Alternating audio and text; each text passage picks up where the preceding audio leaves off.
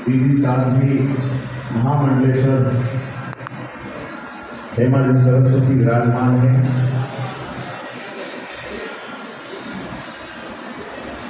इस आयोजन समिति के संरक्षक के रूप में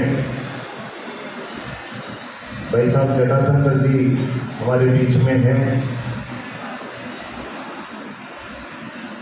दूसरे हमारे संरक्षक के रूप में ताराचंद भाई साहब हमारे बीच में हैं। शुरू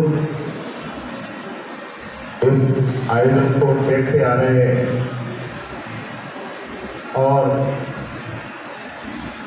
इसके बाद इस आयोजन समिति के प्रभारी के रूप में हमारे बीच में भाई साहब दिनेश जी, जिनको तो आयोजन का बहुत अनुभव है, वो भी हमारे बीच में है। निर्माण करने के लिए आयोजन समिति के सभी सदस्य, इस आयोजन में शामिल होने वाले सभी अखाड़े के प्रमुख को विशाल बनाने के लिए निरंतर सभी प्रयास करते हैं, जिसमें निश्चित रूप से आप लोगों की महत्वपूर्ण भूमिका रहती है, क्योंकि आपके समर्थन के बिना और आपके सहयोग के बिना इस आयोजन को और अधिक विशाल और सुंदर बना पाना संभव नहीं है। निश्चित रूप से अनंत चतुर्दशी आयोजन समिति समय समय पर विशाल बैठकों के माध्यम से आप सभी के सुझाव आमंत्रित करती है, कैसे इस शोभा यात्रा को और अधिक सुंदर, व्यवस्थित और विशाल बनाया जा सके। जैसा कि आप सबको ज्ञात है कि 28 सितंबर को अपना अनंत चतुर्दशी का पावन पर्व आने वाला है। कई सारी व्यवस्थाएं, कई सारे नियम, कई सारी योजनाओं में कुछ परिवर्तन हुए हैं, क्योंकि ये निश्चित है कि कोटा बड़ी निकलती है, इंदौर में भी बहुत बड़ी निकलती है, लेकिन इतने अखाड़े हिंदुस्तान की धरती पर कहीं पर नहीं निकलते जितने कोटा की धरती पर निकलते हैं। और ऐसे हैरत अंगेज प्रदर्शन गत वर्ष मैंने देखा था।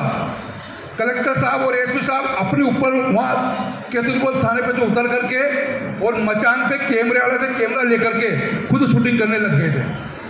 तो उन्होंने पहली बार अपने है कि हम विशालता की ओर काफ़ी बड़े हैं निश्चित रूप से, और सुंदरता भी काफ़ी शोभा यात्रा की बढ़ती गई है। अपने बारे में सोच रहे हैं तो फिर इसमें कहीं ना कहीं हमको अंतर मन में सोचना पड़ेगा कि हम कहीं ना कहीं गलत है, और इस चीज़ को ठीक करने की आवश्यकता है।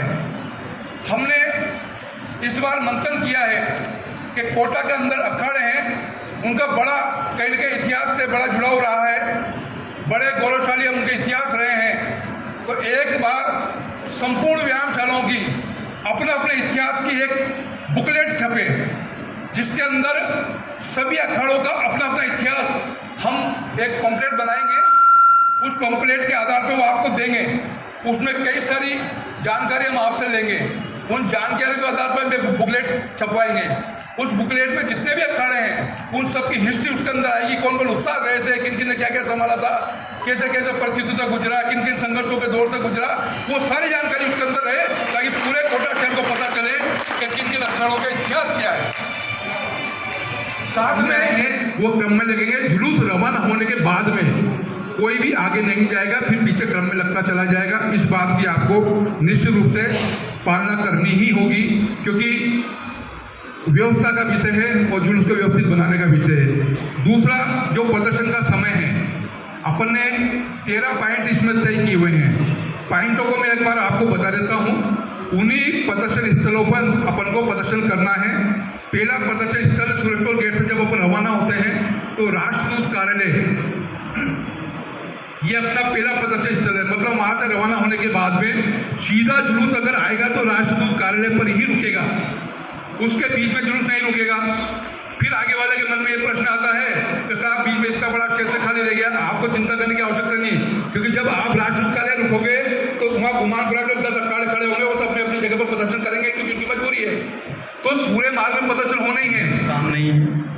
किसी को नाराज करने का, खुश करने का नहीं है, किसी को छोटा अथवा बड़ा दिखाने का नहीं है। ये काम है हमारा, हमारे धर्म के प्रति हमारा क्या कर्तव्य है, हमारे भगवान के प्रति हमारा क्या कर्तव्य है, हमको क्या करना चाहिए, हमारे भगवान की गणेश जी की शोभा कैसे बढ़े, हमारे धर्म की शोभा जिसमें हमने जन्म लिया है उसकी शोभा कैसे बढ़े, वो कैसे मजबूत हो, वो कैसे ताकतवर हो, उसकी तरफ कोई उंगली उठाने की हिम्मत नहीं करे, कोई टेढ़ी आंख करने की जरूरत नहीं करे। हमको ऐसा समाज बनाना है, इसलिए हम इतना बड़ा आयोजन करते हैं, इतने लोग एकत्र होते हैं, सारा शहर एकत्र होता है। कार्य जो बहुत भव्य होता है। लो आपने कोई भाला फेंका, आप चाहते हो कि चोट वहां पर लगे, 110 कदम पर लगे, वहीं लगे, इधर उधर ना लगे, वो अभ्यास है। अभ्यास से तो सब कुछ प्राप्त किया जा सकता है। अभ्यास का सबसे बड़ा जो उदाहरण है वो एकलव्य है।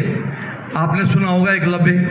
समझाता हूँ, जब कुत्ता आया और वो भूखा, उसका ध्यान भंग हुआ, और ध्यान भंग हुआ, कुत्ता नहीं दिखाई दे रहा था, गुरु द्रोणाचार्य नहीं दिखाई दे रहे थे, उसके साथ जो और लोग भी थे वो भी दिखाई नहीं दे रहे थे। एकलव्य अलग ही अभ्यास कर रहा था, केवल उसने आवाज सुनी और उस आवाज के आधार पर अभ्यास इतना किया, इतना जबरदस्त था, उसने तीर चलाए एक के बाद एक चलाए। अब आता भक्ति हुए, उसके मुंह में लगा, उसके गले में चोट भी नहीं लगी, वो बाहर भी नहीं रहा। क्या साधना करी होगी उसने, और उसका मुंह बंद हो गया। हम पढ़ते ना उसमें महाभारत में कि उसका मुंह बंद हो गया, तो कैसे बंद हुआ? वो एक के बाद एक तीर ऐसा लगा, उसको चोट भी नहीं लगी, वो मरा भी नहीं, खून भी नहीं निकला, और तीर बाहर भी नहीं निकला, और उसको मुंह के बंद कर दिया। इतना अभ्यास एकलव्य ने किया। तो जो अभ्यास करता है, आप भी दिखालियों घूमते रहो। उत्सव हम निरंतर वर्षानुवर्ष मनाते आ रहे हैं। सारा विषय भी कैसे इसमें कुछ परिवर्तन हम लोगों को करने के निर्देश दिनेश जी ने दिए। क्वालिटी के बारे में अभी जटाशंकर जी ने विषय बताया। हमें एक बात ध्यान रखनी चाहिए, हम सब हिंदू हैं और ये हमारा समाज का आयोजन है, और ये समाज का आयोजन है तो ये पूरा व्यवस्थित तरीके से निकले और दुनिया इसको देखती रहे।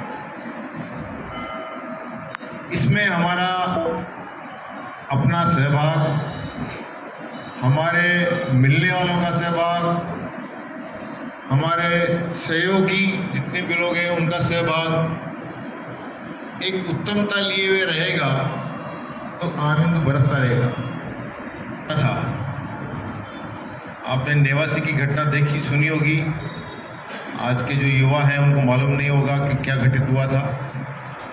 उस समय में खानपुर तहसील कार्य था, शिला पूजन का कार्यक्रम चल रहा था, और शिला पूजन के कार्यक्रम के बीच में ही ये घटना घटी थी, और उसका असर पूरे हाड़ौती क्षेत्र में पड़ा था।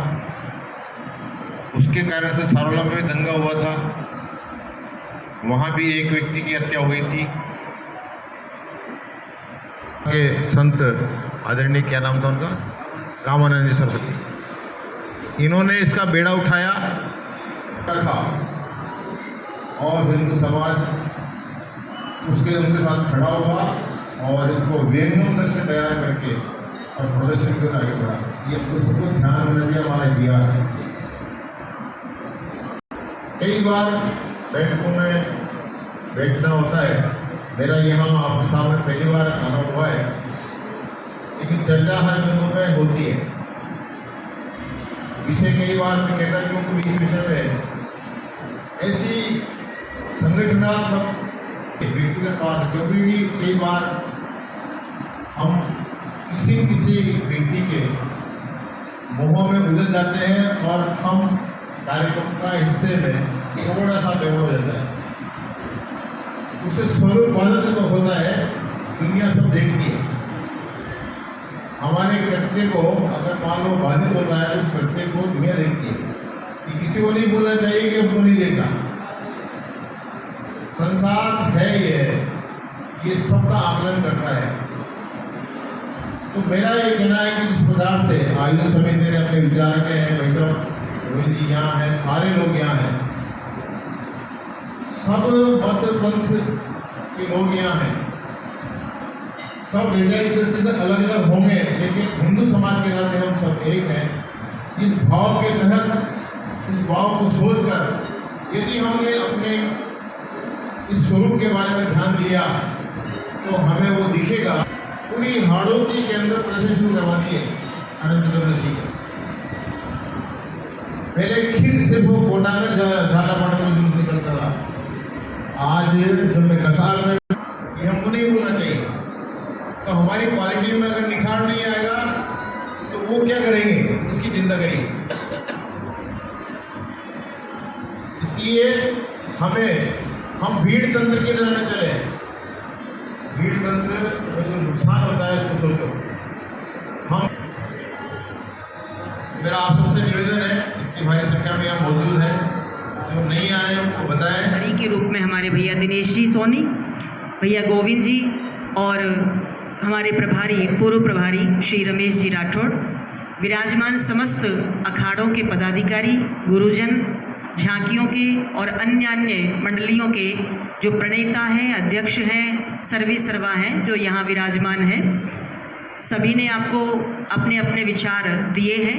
अब मंथन करना आपके ऊपर निर्भर है।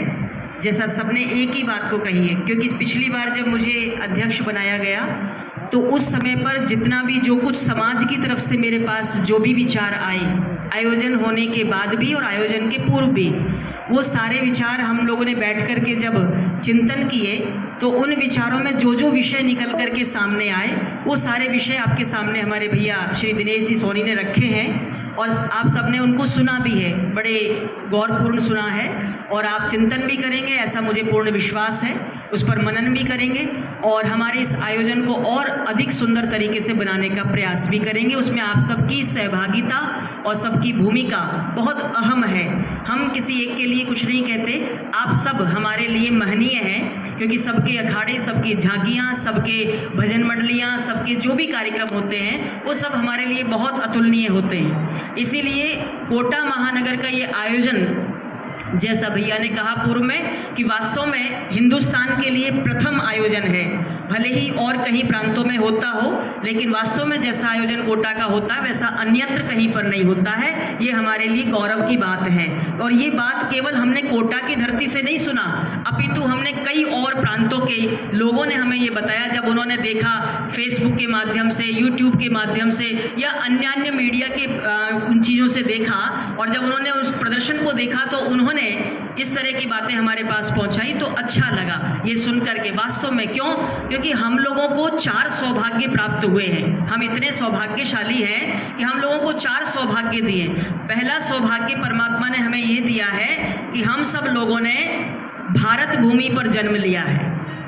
पहला सौभाग्य, आप माने या ना माने, लेकिन हम मानते हैं कि भारत भूमि पर जन्म लेना ये सबसे बड़ा सौभाग्य है, पहला सौभाग्य। दूसरा सौभाग्य है कि हमने हिंदू सनातन धर्म में जन्म लिया है, ये दूसरा हमारे लिए सौभाग्य है, गौरव की बात है कि हमने हिंदू सनातन धर्म में जन्म लिया है, जहाँ पर इतनी कट्टरता की बात नहीं होती है जितने और अन्य धर्मों में होता है। हम बहुत संवेदनशील भी होते हैं और बहुत अपने सहज भी होते हैं, सरल भी होते हैं और सबको साथ लेकर के वसुधैव कुटुंबकम की भावना को रखने वाले हिंदू सनातन संस्कृति के पोषक संवाहक हैं हम लोग। इसीलिए हमारे यहाँ पर बताया गया है कि हिंदू सनातन धर्म एक ऐसा सनातन धर्म है जिसका ना कोई ओर है ना कोई छोर है।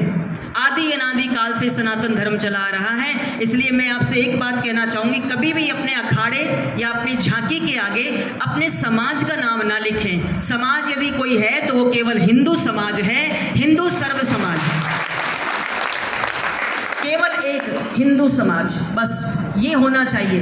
उसका वास्तव में ये पूरा एक हिंदू समाज है, ना कोई वहाँ पर ब्राह्मण है, ना कोई क्षत्रिय है, ना कोई वैश्य है, ना कोई शूद्र है, हम सब एक हैं और ये हम सबके आराध्य भगवान गणपति का आयोजन होता है। इसलिए हम लोग एक साथ एक सूत्र में मिलकर के एक माला के मोती बन करके, और जब हम इस आयोजन को करेंगे तो निश्चित रूप से उस साफल्यता को प्राप्त करेंगे।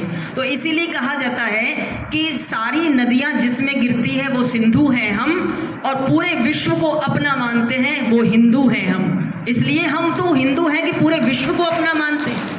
तो मैं आपसे एक बात का आग्रह करना चाहूँगी, चूँकि प्रशासन की तरफ से भी पिछली बार कुछ बिंदु हमें मिले थे और कुछ समाज की तरफ से भी मिले, कुछ और अन्य अन्य लोगों की तरफ से मिले, वो सारे हमने चिंतन करने के बाद आपके सामने रखे हैं। तो आप उन पर गंभीर रूप से चिंतन करेंगे, अपने अखाड़े को और अधिक और सुंदर बनाने का प्रयास करेंगे। और मैं तो एक बात कहती हूँ, जब मैं अखाड़े के पहलवानों को देखती हूँ, कई बार तो मुझे शर्म सी आने लगती है। पहले होती है दारा सिंह की, पहलवान उसे कहते हैं, और हम देखते हैं हमारे अखाड़ों में वो 1.5 हड्डी के बच्चे जो बिल्कुल दुबले पतले, जो बिल्कुल एक्सरे की मशीन है, और वो प्रदर्शन कर रहे हैं। और 2 प्रदर्शन किया, 4 प्रदर्शन किया, उनको चक्कर आ गए, वो नीचे गिर गए। ऐसा भी कई अखाड़ों में होता है। कई मेरे पास ऐसी बातें आई, क्या खाते हैं क्या पीते हैं, यकीन नहीं होगा, पिछली बार जब अखाड़ों की सूची आई तो एक अखाड़े पे क्रॉस लगा हुआ था, और उस अखाड़े के जो गुरु थे उनको मैंने फोन करके कहा, मैंने कहा आपने अपना अखाड़ा बंद कर दिया? बोले हाँ महाराज जी बंद कर दिया। क्यों बंद किया? बोले इसलिए बंद किया कि अखाड़े में बच्चे वो आते थे जिनको कोई ना कोई व्यसन होता था। वो व्यसन जीवन में रहेगा तो वो पहलवान कैसे बन पाएंगे, और जब पहलवान नहीं बनेंगे, व्यसन करेंगे, तो वैसे ही शक्ति क्षीण हो जाएगी और वो कुछ अच्छा प्रदर्शन भी नहीं कर पाएंगे, बल्कि हमारा नाम और खराब होगा। इसीलिए मैंने तो अखाड़ा ही बंद कर दिया। ये मजबूरी थी उनकी। तो सोचिए आप कि सारी व्यवस्था केवल एक गुरु के ऊपर होती है? नहीं, जितने भी अखाड़े के लोग हैं उनको अपना भी ध्यान रखना है, अपने गुरु के सम्मान का भी ध्यान रखना है, और अपने अखाड़े के मान और प्रतिष्ठा का ध्यान रखना है, ताकि अन्य लोग कभी भी इस बात को लेकर के ना आए कि इस अखाड़े के बच्चे कमज़ोर हैं, उन्हें ना कोई कुछ खिलाता है ना पिलाता है। ऐसे मैं प्रार्थना करती हूँ, निवेदन करती हूँ, और आप सबको बहुत बहुत साधुवाद, आशीर्वाद दी।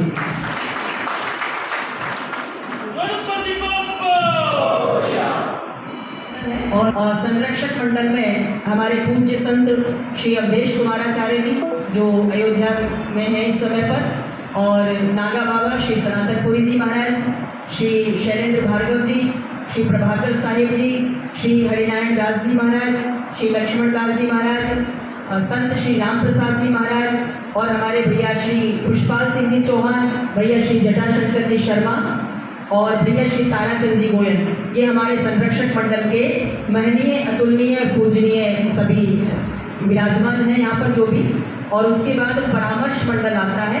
परामर्श मंडल में हमारे श्री नेता खंडेलवाल जी, श्री राम बाबू जी सोनी, श्री मनोज जी पुरी, श्री राजेंद्र जी जैन, श्री रमेश जी राठौर, श्री महेश जी शर्मा, श्री त्रिलोक जी जैन, श्री रामचरण जी और श्री महेंद्र जी जैन, जिनका नाम मैं बोलूं वो एक बार खड़े होकर के, अगर आप आगे आ जाएंगे तो और अच्छा रहेगा, क्योंकि सबका मुंह मेरी तरफ है और पीछे कोई देख नहीं पाएंगे आपको अगर पीछे खड़े हैं तो। और संचालन समिति, जो आयोजन समिति की संचालन समिति है, तो प्रथम अध्यक्षा के रूप में तो मेरा ही नाम है, और उसके बाद प्रभारी हमारे भैया श्री दिनेश जी सोनी, श्री राकेश जी चतुर्वेदी, वो पीछे खड़े हैं, आप देख लीजिएगा। सह प्रभारी श्री राकेश जी चतुर्वेदी, सह प्रभारी श्री सुमेर सिंह जी नहीं आए, सह प्रभारी श्री मुकेश जी जोशी, सह प्रभारी श्री धनराज जी गुजर, वो पीछे खड़े हैं, आप देख लीजिए। हर्ष जी जैन।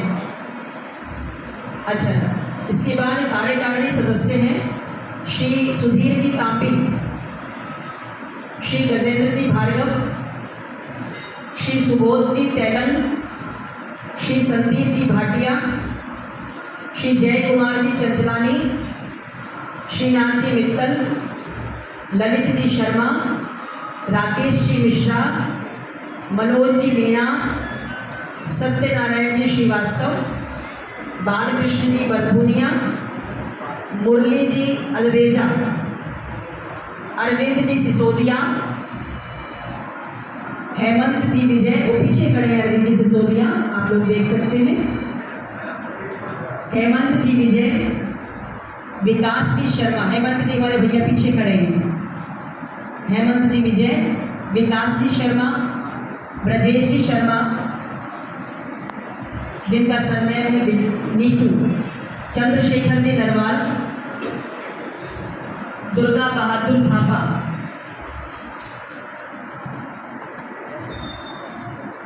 अरुण श्री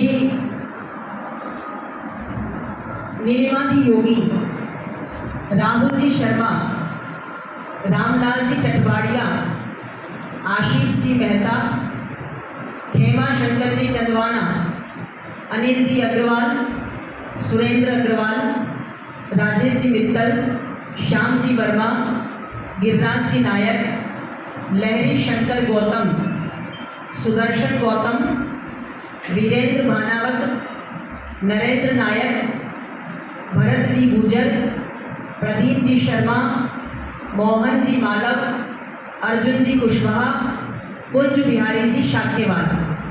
उसके बाद हमारे विशेष आमंत्रित जो रहते हैं ओम कृष्ण जी बिरला, इज्जेराज सिंह जी, संदीप शर्मा जी, चंद्रकांता बेगवाल जी, मोतीलाल जी मीणा, मुकुट जी नागर, मुकेश बेगवाल, प्रहलाद जी गुंजर, पंकज जी मेहता, गोविंद जी शर्मा, महेश जी विजय, क्रांति जी जैन, भैया गोविंद जी विराजमान हैं, आप सब देख रहे हैं, दर्शन कर रहे हैं। महेश जी विजय, क्रांति जी जैन, गोविंद जी अग्रवाल, शांति कुमार जी धारीवाल, श्रीमती कल्पना देवी जी, मदन जी दिलावर, राजीव जी अग्रवाल, श्रीमती मंजू जी बेहरा, भवानी सिंह जी राजावत, हीरालाल जी नागर, रविंद्र जी त्यागी, राम कुमार जी मेहता, सुनीता जी व्यास और डॉक्टर शिव कुमार हमारे सामने खड़े हैं। भैया डॉक्टर शिव कुमार जी ये विशेष आमंत्रित सदस्य में हैं।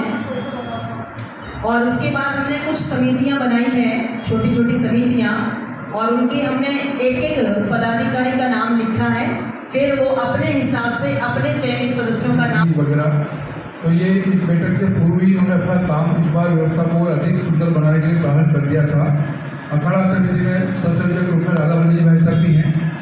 तो इसमें इन समितियों ने अपने अपने क्षेत्र में काम, तो मैं बारी बारी एक बार राधा वल्लभ जी भाई साहब से निवेदन करूँगा, क्योंकि दक्षिण की जिम्मेदारी राधा वल्लभ जी भाई साहब के पास थी। तो राधा वल्लभ जी भाई साहब एक बार आकर के बताएं तो किन किन अखाड़ों में संपर्क हुआ है और कितनों में बाकी है। राधा वल्लभ जी भाई। मुकेश जी जोशी और सियाराम जी नगर मेरे साथ। कोटा दक्षिण के लगभग सभी व्यायामशालाओं को संपर्क करने के लिए गए थे। ज़्यादातर व्यायामशालाओं में जिनके अपने स्थान हैं उनमें व्यायामशाला ठीक प्रकार से चल रही है। जो पार्कों में चल रही है, मंदिरों में चल रही है, वो कई परेशानी से जूझ रहे हैं। पहली परेशानी तो मंदिर वाले उनसे शर्तें लिखाते हैं और शर्त के अनुसार ही इस समय आपको करनी या व्यायामशाला चलानी पड़ेगी, इस समय बंद करनी पड़ेगी। तो वो स्थान के लिए विशेष आग्रह कर रहे थे, समिति के सामने अपनी बात रखें। दूसरा आग्रह था, पार्कों में जो व्यायामशालाएं चलती है उन व्यायामशाला में पानी की सुविधा नहीं है। दूसरा, कपड़े बदलने की और बाथरूम जाने की इस प्रकार की सुविधा नहीं है। इसलिए उन ऐसी दो चार ये बातें थी जो सबकी तरफ से कॉमन थी। एक बात कुश्तियों की थी, कुश्ती के लिए जो गद्दे उस समय दिए गए थे बहुत कम सामान दिए थे, अच्छी स्ट्रेंथ में दिए जाएँ, ऐसा सबका आग्रह था।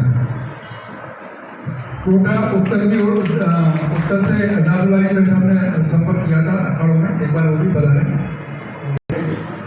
अतिथि और मुख्य अतिथि सभी विराजमान हैं। हम 4 आदमी थे और उसमें लगातार हम रोजाना 2-2 दिन की व्यायामशाला करके हमने पूरा कोटा उत्तर को एक व्यायामशाला को लगातार नाप दिया। इससे हम जो संख्या बल दिखाया वो भी बहुत बढ़िया रहा। लोगों का संपर्क इतना तगड़ा था तो हम लोग जहाँ भी जाते थे करीबन 70-60 से कोई व्यायामशाला कम नजर नहीं आते। हमारे पवन सिंह जी भाई साहब अभी तो पर हमने जी जान लगाकर ये बहुत अभियान चलाया और आज सोनी ने पूरे अखाड़ों को निमंत्रण दिया। एक एक अखाड़े को मतलब 10-10 बार मतलब फोन करके भले वह उत्तर के और दक्षिण के भी मतलब बनना चाहिए कर दें, कोई दिक्कत नहीं। के लिए सभी संस्थाओं से संपर्क का अभी प्रयास चल रहा है और क्वांटिटी तो अपने पास पर्याप्त है, क्वालिटी पे इस बार जोड़ देने का हमारा विचार चल रहा है। तो सभी संस्थाओं से संपर्क करके अच्छी से अच्छी सुंदर झांकी आकर्षक आए, ये प्रयास है। के लिए ही निकला हूँ मैं। और आज अभी थोड़ा जोर से बोलो। दो में संपर्क हुआ है और बाकी कुछ डांडिया जो नए तैयार होने वाले हैं उनका संपर्क है और जल्दी मीटिंग में 5 से 7 में संपर्क हो जाए। डांडिया के 7 चलो ठीक है। गणपति बाबा भजन मंडली के लिए मैंने निरंतर प्रयास किया है और प्रयास करने के बाद पता लगा, थोड़ा दुख भी हुआ, जब से डीजे चले हैं भजन मंडली वालों को जो बड़ी मेहनत से खुद गाते हैं, खुद बजाते हैं, खुद सुनाते हैं और खुद ही नाचते हैं, लेकिन डीजे चलने के कारण आधुनिक युग है, डीजे भी चलने चाहिए, लेकिन कई मंदिर जो भजन मंडलियाँ लेकर आते थे उन्होंने भजन मंडलियाँ लाना कम कर दिया है। कारण सिर्फ एक ही बताया है, हमें ना कोई देख रहा है ना कोई सुन रहा है। जबकि मैंने उनसे निवेदन किया, इस बार आप वापस जो पारंपरिक हमारी जो झांकी के साथ जो मंडली होती थी, जो भजन कीर्तन गणपति बाबा के आगे हमारे भजन मंडली वाले करते थे, मैंने उनसे निवेदन करा। मैं जगत मंदिर पे गया, उनसे भी निवेदन करा तो उन्होंने कहा हम विचार करके आपको बताते हैं। उसके बाद धोगड़े वाले हनुमान जी का जो मंदिर है, 3 साल से उन्होंने यहाँ पर, मैंने उनसे कहा, उनसे भी निवेदन करा और उन्होंने कहा इस बार वापस विचार करेंगे। इसके बाद में कोली समाज का एक मंदिर है, उनसे भी निवेदन करा। और एक और खुशी की बात रही, छावनी के अंदर से भजन मंडली नहीं आती थी तो मैंने प्रयास करा, इस बार मंगलेश्वर व्यायामशाला से भजन मंडली आएगी, ऐसा मेरा उनसे अनुरोध रहा और उन्होंने हाँ भी करा। उसके लिए उनको बहुत बहुत साधुवाद। इसी के साथ घुमंतु जाति जो आप जानते हो लोहार समाज है, ये वो तबका है जो महाराणा प्रताप के साथ में, जो आज हमारे जिनकी हम गाथा गाते हैं, अगर जंग में सबसे साथ रहे थे तो ये परिवार उनके साथ रहता। मैं इनके परिवार से मिला, इनके लोगों से मिला, महाराणा प्रताप जो लोहार समाज से जुड़ा हुआ है, इनसे मैंने अनुरोध करा और इनसे कहा आपकी जो भजन मंडली है ये तंदूरे के साथ और जैसे भी इनकी होती है पूरी झांकी और भजन मंडली इस बार गढ़िया लोहार समाज की कोटा में आएगी, जो देखने को अलग ही नजर आएगी। और इनकी भजन मंडली के साथ ही झांकी भी होगी महाराणा प्रताप की। इसके साथ ही मैं आपको विश्वास दिलाता हूँ, जिम्मेदारी जिसे सौंपी, मैं छोटा हूँ, आप लोग सब मेरे गुरुदेव हैं, सब लोग यहाँ बड़े बुजुर्ग हैं, आप लोगों ने बड़े बड़े कार्य किए, लेकिन हमारा अस्तित्व जो खत्म होता जा रहा है उसे हमें वापस खड़ा करना होगा।